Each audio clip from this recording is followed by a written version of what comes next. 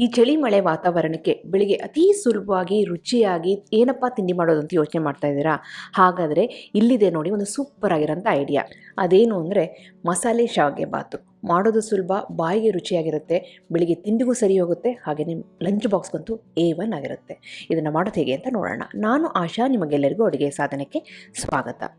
ಮೊದಲು ಈ ಶಾವಿಗೆ ಬಾತ್ ಮಾಡೋದಕ್ಕೆ ನಾನಿಲ್ಲಿ 1 ಟೇಬಲ್ ಸ್ಪೂನಷ್ಟು ಎಣ್ಣೆನ ಒಂದು ಪ್ಯಾನ್ಗೆ ಹಾಕ್ಕೊಂಡು, ಎಣ್ಣೆ ಸ್ವಲ್ಪ ಬಿಸಿಯಾಗಿದೆ ಅಂದಾಗ ಅದಕ್ಕೆ ಸಾಸಿವೆ, ಉದ್ದಿನಬೇಳೆ, ಕಡಲೆಬೇಳೆ, ಹಾಗೆಯೇ ಸ್ವಲ್ಪ ಜೀರಿಗೆ ಎಲ್ಲ ಅರ್ಧ ಟೀ ಸ್ಪೂನಷ್ಟು ಸೇರಿಸ್ಕೊಂಡಿದ್ದೀನಿ. ಇಷ್ಟನ್ನು ಎಣ್ಣೆಗೆ ಹಾಕ್ಕೊಂಡು ಸಾಸಿವೆ ಚೆನ್ನಾಗಿ ಸಿಡಿಬೇಕು, ಹಾಗೆಯೇ ಬೇಳೆಗಳು ಸ್ವಲ್ಪ ಕಲರ್ ಚೇಂಜ್ ಆಗಬೇಕು, ಅಲ್ಲಿವರೆಗೆ ಹುರ್ಕೋಬೇಕಾಗುತ್ತೆ. ಜೊತೆಗೆ ಒಂದು 2 ಟೇಬಲ್ ಸ್ಪೂನಷ್ಟು ಗೋಡಂಬಿ ಬೀಜನೂ ಹಾಕ್ಕೊಂಡು ಹುರ್ಕೊಳ್ತಾ ಇದ್ದೀನಿ. ಎಲ್ಲನೂ ಸಹ ಲೋ ಫ್ಲೇಮಲ್ಲಿ ಹುರ್ಕೊಳ್ಳೋಣ. ಇದು ಅರ್ಧ ಆಗಿದೆ ಅಂದಾಗ ಇದಕ್ಕೆ ನಾನಿಲ್ಲಿ ಹಸಿ ಮೆಣಸಿನಕಾಯಿ ಹಾಗೆ ಕೆಂಪು ಮೆಣಸಿನಕಾಯಿನ ಸೇರಿಸ್ತಾ ಇದ್ದೀನಿ. ಖಾರಕ್ಕೆ ನಾವು ಮತ್ತೆ ಪುಡಿಗಳನ್ನ ಹಾಕೋದ್ರಿಂದ ಇಲ್ಲಿ ಸ್ವಲ್ಪ ಮಟ್ಟಿಗೆ ಹಾಕೊಳ್ಳಿ. ಹಾಗೆಯೇ ಇಲ್ಲಿ ಒಂದು ಈರುಳ್ಳಿನ ಈ ರೀತಿ ಸಣ್ಣದಾಗಿ ಕಟ್ ಮಾಡಿಕೊಂಡು ಅದನ್ನು ಸಹ ಹಾಕ್ಕೊಂಡು ಇಲ್ಲಿ ಒಗ್ಗರಣೆಯಲ್ಲಿ ಬಾಡಿಸ್ಕೊಳ್ತಾ ಇದ್ದೀನಿ.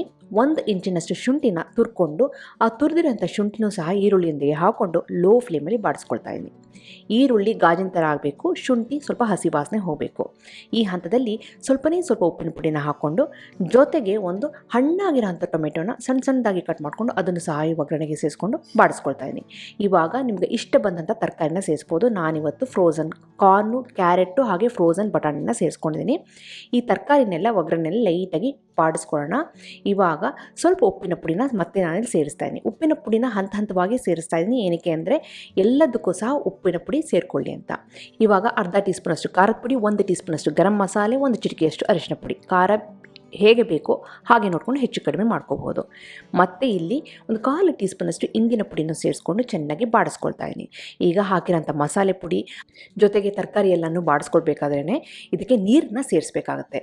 ನಾನಿವತ್ತು 2 ಕಪ್ಪಿನಷ್ಟು ಶಾವಿಗೆಯನ್ನು ತೊಗೊಳ್ತೀನಿ, ಹಾಗಾಗಿ 4 ಕಪ್ಪಿನಷ್ಟು ನೀರನ್ನ ನಾನು ತೊಗೊಳ್ತಾ ಇದ್ದೀನಿ. ಅಂದರೆ ನೀವು ನೆನ್ಪಿಟ್ಕೊಳ್ಳಿ, ಎಷ್ಟು ಶಾವಿಗೆ ತೊಗೋತೀರೋ ಅದು ಡಬಲ್ ಅಷ್ಟು ನೀರನ್ನ ತೊಗೋಬೇಕಾಗತ್ತೆ. ಇಲ್ಲಿ 4 ಕಪ್ಪಿನಷ್ಟು ನೀರನ್ನ ತೊಗೊಂಡು ಚೆನ್ನಾಗಿ ಬಾಡಿರೋ ಅಂಥ ಈರುಳ್ಳಿ, ಟೊಮೆಟೊ ಹಣ್ಣು, ತರಕಾರಿಗೆ ನಾನಿಲ್ಲಿ ಸೇರಿಸ್ತಾ ಇದ್ದೀನಿ. ಇವಾಗ ಇದೇನು ಮಾಡ್ತಾ ಇದ್ದೀನಿ, ಮತ್ತೆ ಇನ್ನೊಂದು ಬರ್ನರಿಗೆ ಶಿಫ್ಟ್ ಮಾಡಿ ಅದನ್ನು ಚೆನ್ನಾಗಿ ಕುದಿಯೋಕೆ ಇಡೋಣ. ಈ ಬರ್ನರಲ್ಲಿ ಶಾವಿಗೆ ಹುರ್ಕೋಬೇಕಾಗುತ್ತೆ. ಇವತ್ತು ಶಾವಿಗೆ ಹುರಿಯೋದಕ್ಕೆ ಅಂತ ಅಗ್ಯಾರೋ ಅವರ ಟ್ರೈಪ್ಲೈ ಓಕನ್ನು ನಾನು ಬಳಸ್ಕೊಳ್ತಾ ಇದ್ದೀನಿ. ಮೊದಲು ನಾವು ಏನು ಮಾಡಬೇಕು, ಒಂದು ಅರ್ಧ ಟೀ ಸ್ಪೂನಷ್ಟು ತುಪ್ಪನ ಇಲ್ಲಿ ಸೇರಿಸಿ ಆ ತುಪ್ಪದಲ್ಲಿ ಶಾವಿಗೆನ ಬಾಡಿಸ್ಕೋಬೇಕಾಗುತ್ತೆ. ನಾನಿವತ್ತು 2 ಕಪ್ಪಿನಷ್ಟು ಶಾವಿಗೆ ಸೇರಿಸ್ಕೊಳ್ತಾ ಇದ್ದೀನಿ. ರೋಸ್ಟೆಡ್ ಶಾವಿಗೆ ತೊಗೊಂಡ್ರೂ ಪರವಾಗಿಲ್ಲ, ನೀವು ಸ್ವಲ್ಪ ಬಾಡಿಸ್ಕೋಬೇಕು. ನಾನಿವತ್ತು ರೋಸ್ಟೆಡ್ ಶಾವಿಗೆ ತೊಗೊಂಡು ಲೈಟಾಗಿ ಬಾಡಿಸ್ಕೊಳ್ತೀನಿ. ಅಕಸ್ಮಾತ್ ನೀವು ಹಸಿ ಶಾವಿಗೆ ತೊಗೊಂಡ್ರೆ ಒಂದು 5ರಿಂದ 7 ನಿಮಿಷ ಲೋ ಫ್ಲೇಮಲ್ಲಿ ಚೆನ್ನಾಗಿ ಬಾಡಿಸ್ಕೋಬೇಕು. ಈ ಶಾವಿಗೆ ಕಲರ್ ಚೇಂಜ್ ಆಗಬೇಕು, ಅಲ್ಲಿವರೆಗೆ ಬಾಡಿಸ್ಕೋಬೇಕಾಗುತ್ತೆ. ನಾನು ತೊಗೊಂಡಿರೋದು ರೋಸ್ಟೆಡ್ ಶಾವಿಗೆ ಇರೋದ್ರಿಂದ ಒಂದು 2ರಿಂದ 3 ನಿಮಿಷ ಲೈಟಾಗಿ ಬಾಡಿಸ್ಕೊಂಡು ಅದನ್ನ ಸೈಡ್ಗೆ ಇಟ್ಟಿದ್ದೀನಿ. ಇಲ್ಲಿ ಈ ತರಕಾರಿ ನೀರಿಗೆ ಸ್ವಲ್ಪ ಉಪ್ಪಿನ ಪುಡಿನ ಹಾಕಿ ಉಪ್ಪನ್ನು ಅಡ್ಜಸ್ಟ್ ಮಾಡಿಕೊಂಡು ಅದಕ್ಕೆ ಸ್ವಲ್ಪ ಕರಿಬೇವಿನ ಎಲೆನ ಹಾಕಿದ್ದೀನಿ. ನೀರು ಚೆನ್ನಾಗಿ ಕುದೀತಿದೆ, ಚೆನ್ನಾಗಿ ಕೊತ ಅಂತ ಕುದಿಬೇಕು. ಆ ಹಂತದಲ್ಲಿ ನಾವು ತುಪ್ಪದಲ್ಲಿ ರೋಸ್ಟ್ ಮಾಡಿರುವಂಥ ಶಾವಿಗೆನ ಇದಕ್ಕೆ ಸೇರಿಸಿ ಮಿಕ್ಸ್ ಮಾಡೋದಷ್ಟೇ. ಉಪ್ಪನ್ನು ಇವತ್ತು ನಾನು 3 ಹಂತದಲ್ಲಿ ಸೇರಿಸಿದ್ದೀನಿ. ಈರುಳ್ಳಿಗೊಂದ್ಸತಿ, ತರಕಾರಿಗೊಂದ್ಸತಿ, ಆಮೇಲೆ ಮತ್ತೆ ಕುದಿತಿರುವಂಥ ನೀರಿಗೊಂದ್ಸತಿ ಉಪ್ಪನ್ನು ಸೇರಿಸಿದ್ದೀನಿ. ಈಗ ಈ ರೀತಿ ಹಂತವಾಗಿ ಹಾಕಿದರೆ ರುಚಿ ತುಂಬಾ ಚೆನ್ನಾಗಿ ಬರುತ್ತೆ. ನಿಮಗೆ ಕನ್ಫ್ಯೂಸ್ ಆಗುತ್ತೆ ಅಂದರೆ ಒಂದೇ ಸಾರಿ ಲಾಸ್ಟಿಗೂ ಹಾಕ್ಬೋದು, ಪ್ರಾಬ್ಲಮ್ ಏನಿಲ್ಲ. ಈಗ ನೋಡಿ ಶಾವಿಗೆ ಎಲ್ಲ ಹಾಕಿ ಚೆನ್ನಾಗಿ ಮಿಕ್ಸ್ ಮಾಡ್ತಿದ್ದೀನಿ. ಒಂದು ಸಾರಿ ಚೆನ್ನಾಗಿ ಮತ್ತೆಲ್ಲ ಕುದಿತಿದೆ ಅಂದಾಗ ಮುಚ್ಚಿಬಿಟ್ಟು ಇದನ್ನು ಲೋ ಫ್ಲೇಮಲ್ಲಿ 3ರಿಂದ 4 ನಿಮಿಷ ಬೇಯಿಸಿದೆ ಸಾಕಷ್ಟೇ. ರುಚಿಯಾದಂಥ ಶಾವಿಗೆ ಬಾತು ರೆಡಿ. ಮೇಲೆ ಧಾರಾಳವಾಗಿ ಕೊತ್ತಂಬರಿ ಎಲೆ ಹಾಕಿ ನಿಮಗೆ ಬೇಕು ಅಂದರೆ ಮತ್ತೆ ಒಂದು 2 ಟೀ ಸ್ಪೂನಷ್ಟು ತುಪ್ಪನೂ ಸೇರಿಸ್ಬೋದು. ಈಗ ನೋಡಿದ್ರೆ ಶಾವಿಗೆ ಬಾತು ಚೆನ್ನಾಗಿ ಬೆಂದಿದೆ, ರುಚಿಯಾಗಿದೆ, ಮುಖ್ಯವಾಗಿ ಉದುದ್ರಾಗಿದೆ. ಇದು ಆರಿದ ಮೇಲೆ ಇನ್ನೂ ಉದುದ್ರಾಗಿರುತ್ತೆ, ತಿನ್ನೋಕ್ಕಂತೂ ಎಕ್ಸಲೆಂಟ್ ಆಗಿರುತ್ತೆ. ಇದು ಬಿಸಿಯಾಗಿರಬೇಕಾದ್ರೂ ಚೆನ್ನಾಗಿರುತ್ತೆ, ಆರಿದ ಮೇಲೂ ಚೆನ್ನಾಗಿರುತ್ತೆ. ಹಾಗಾಗಿ ಬೆಳಗ್ಗೆನೆ ತಿಂಡಿಗೂ ಸೂಪರು, ಮಧ್ಯಾಹ್ನ ಲಂಚ್ ಬಾಕ್ಸ್ಗಂತೂ ಎಕ್ಸಲೆಂಟ್.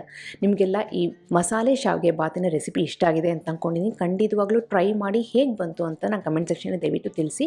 ಹಾಗೆ ನೀವಿನ್ನು ಅಡುಗೆ ಸಾಧನಕ್ಕೆ ಸಬ್ಸ್ಕ್ರೈಬ್ ಆಗಿಲ್ಲ ಅಂದರೆ ತಡೆ ಯಾಕೆ, ಈಗಲೇ ಸಬ್ಸ್ಕ್ರೈಬ್ ಆಗಿ ಪಕ್ಕದಲ್ಲಿ ಬೆಲ್ ಬಟನ್ ಕೂಡ ಟಚ್ ಮಾಡಿ.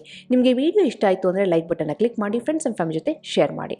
ಮತ್ತೊಂದು ಇಂಟ್ರೆಸ್ಟಿಂಗ್ ರೆಸಿಪಿಯೊಂದಿಗೆ ಭೇಟಿ ಆಗ್ತೀನಿ. ಅಲ್ಲಿವರೆಗೆ thank you, bye bye, see you.